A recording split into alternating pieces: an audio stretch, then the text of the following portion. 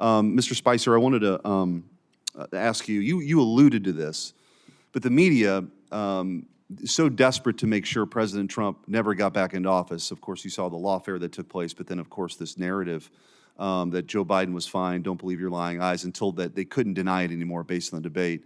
Could you just kind of compare that to your experience when you were, press secretary for President Trump, to sort of the inquiries that were made daily about his mental acuity versus the inability to do that during the 4 years under Joe Biden?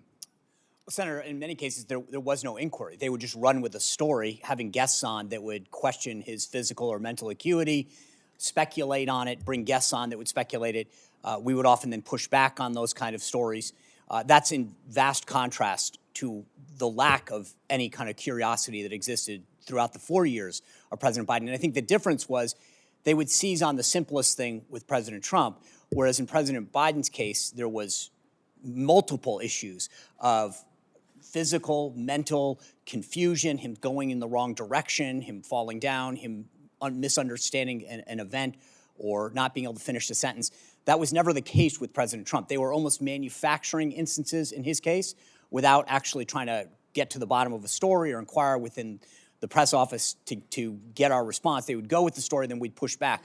With Biden, my understanding from the conversations that I would have with the media is they would never ask. They just literally were basically afraid to go there.